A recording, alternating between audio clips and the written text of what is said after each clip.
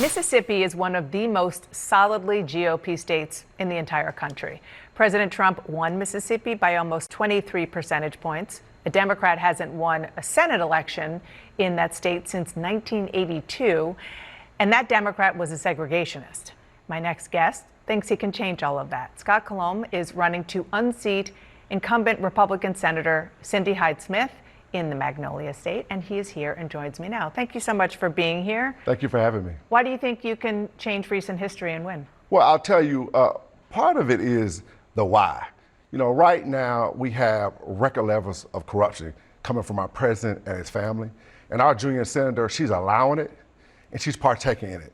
You know, there's reporting coming out that she took money from fertilizer companies that are under investigation for price fixing at a time where our Mississippi farmers are struggling. I mean, I was talking to a farmer in the Delta, and he told me that he's paying 40% more to make 20% less. And I'm a prosecutor. I fight corruption. You know, I prosecuted a Democratic sheriff that was sexting a female inmate. And so when I say to the people of Mississippi, I'm gonna fight the corruption that's ruining our country, and I'm gonna put their needs first, that's why we were able to increase turnout in the primary by 90%. That's why the polling has me within the margin of error. So you talk about increasing Democratic turnout, but because of, you know, the raw math in Mississippi, to win and to unseat the incumbent Republican, you will likely have to convince a healthy number of Trump voters to cross over and vote for you. So is there anything that you think the president has done right that you're campaigning on? Yeah, I mean, he secured the border effectively, and I think that's important for our country.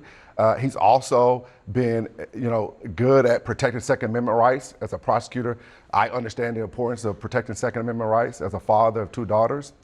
I also think that outside of presidential years, our elections are a lot more competitive in Mississippi than people realize. Our last candidate for governor, a Democrat named Brandon Presley, got within 27,000 votes of winning. And you look at my strategy, it's all about centering the voters. You know, I go all across the state of Mississippi talking to Democrats and exciting them because our national party has forgotten. What does centering the voters mean? That means actually campaigning. Okay. Not relying on 30-second commercials where we try to like advertise to them. And our national party has forgotten Democrats in Mississippi for a long time. They've ignored us. And that's how we've gotten failed policies from people like Cindy Hyde-Smith because we haven't been competing. And then when it comes to Republicans, I was on the Gulf Coast and some former Republicans invited me. And what they told me is, listen, Scott, we're tired of the corruption. We're tired of a senator that's putting DC politics over what's best for Mississippi, cutting our health care, you know, the war in Iran, giving away our voice, which has gas prices through the roof. And we need somebody that's gonna actually fight for us, that's gonna put our needs first, and that's gonna show up.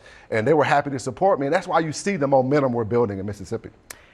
The incumbent that you're trying to unseat, Cindy Hyde-Smith, calls you off the charts extreme, a transgender defender, handpicked by George Soros, and would be in lockstep with AOC and Chuck Schumer. Yeah.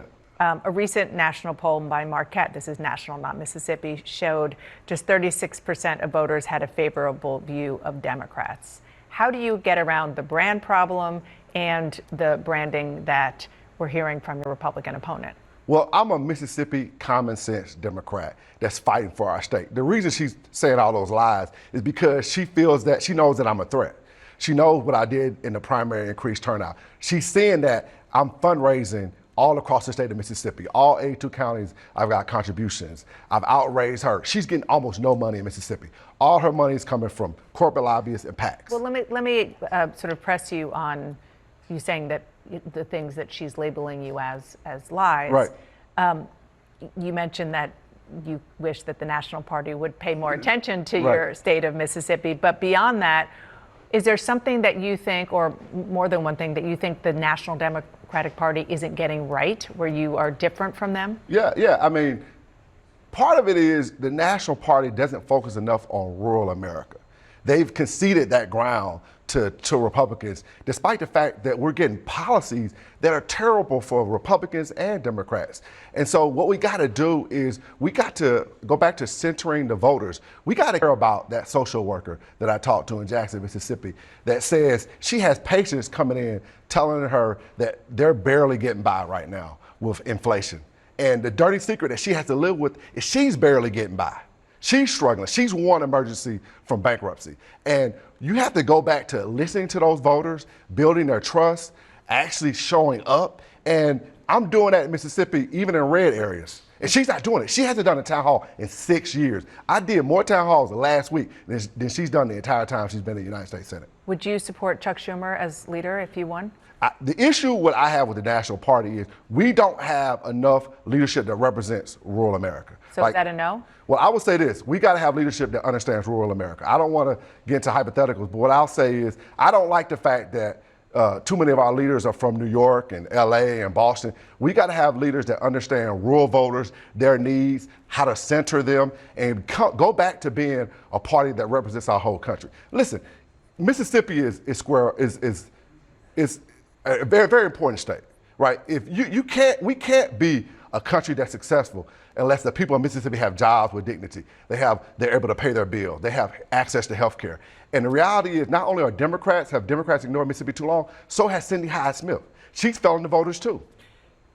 It's not just Cindy Hyde-Smith that you're that you're running against, rather. Ty Pinkins, who ran for Senate as a Democrat in 2024, is now running against you both as an independent. He's been very critical of you and the Democratic Party. He says that you are not calling out Senator Hyde-Smith for what he says were racist comments about attending a public hanging for voting in the 2024 GOP primary. He even suggested that black voters may struggle to trust you. Well, I think the results from the primary show that I've able to gain the trust of all Mississippians. We increased turnout by 90%. You know, you look at the gap between Democratic voters and Republican voters. In my primary, it was only 8,000. I mean, that's a historic thing to do in Mississippi.